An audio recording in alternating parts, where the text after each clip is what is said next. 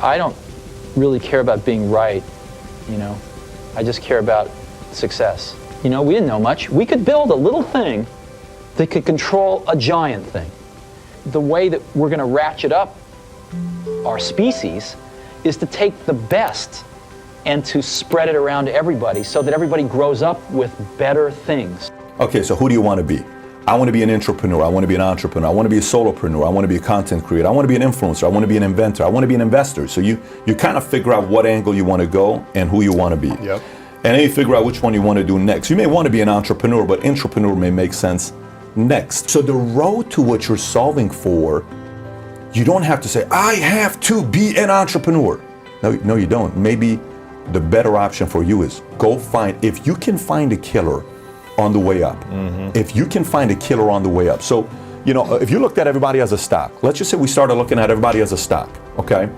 So you have small cap, mid cap, large cap. What's the difference between a small cap, mid cap, large cap? It's $1 on, you know, 5 billion less. And then you have the large cap, you know, all these Disneys, Walmarts. These are large cap, right? But the key is if you can figure out when they're a small cap.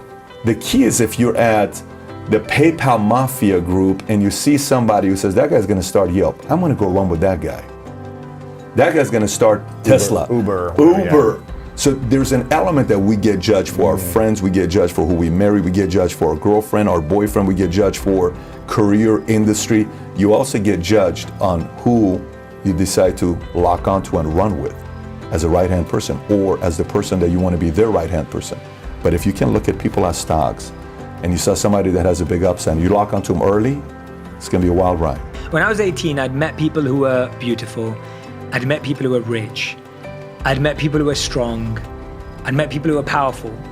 But I don't think I'd ever met anyone who was truly happy. Being good doesn't work. Like, it doesn't add up to anything. I'm not happy. It doesn't make me more successful. I still experience racism and bullying. So I might as well be a jerk. Like, and I don't mean a jerk as a bad person to people. I meant like, I might as well not follow the rules. I wanted a thrill and an experience in life, and that being good didn't stack up to what I was told. I was told if you were good, that you'd be successful and things would work. You know, basketball for me was the most important thing. So everything I saw, whether it was TV shows, whether it was books I read, people I talked to, everything was done to try to learn how to become a better basketball player. Everything. And so when you have that point of view, then literally the world becomes your library to help you to become better at your craft. I'm gonna push it. I'm gonna push it and test my limits. That's the beautiful part about life. Let me test my limits and see what I got going on. And then you're gonna surprise yourself so many times. You ain't gonna win every single time, but you're gonna surprise yourself so many times while you go through this. I realized very, very early on that I didn't engage with the same things as the people around me. And I couldn't even force myself. My intuition was so strong, and I didn't know it was called intuition at that time. But I knew that it was so strong, it was dragging me towards art and design and philosophy and all of this kind of stuff. What's the best thing you can do with the current situation you have? And in that moment, have to make the best of it. And we made some right moves, and we experienced some luck, and we worked hard, and the next thing you know, things grew. How will you serve the world? What do they need that your talent can provide? That's all you have to figure out. As someone who's done what you're about to go and do, I can tell you from experience, the effect you have on others is the most valuable currency there is. If there's a problem, there's a solution. And of course, as you mature and get into the business world and anything you do on a team, you very quickly realize that it's not about just your own resourcefulness, it's about team resourcefulness and how does that work. And so I want to quit my job, move across the country, and start this internet bookstore.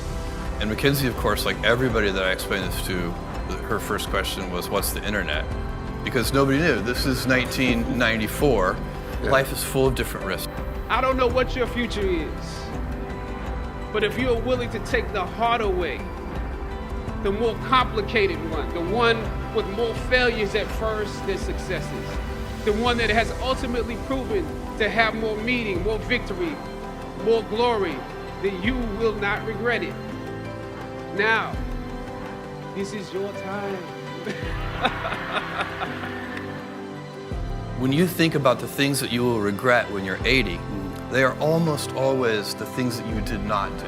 They are acts of omission. And again, I'm not just talking about business things. It's like you know, I loved that person and I never told them. And then, you know, 50 years later, you'd be like, why didn't I tell her? You know, why didn't I go after it? That's the kind of life regret that is very hard to be happy about when you're telling yourself in a private moment that story of your life.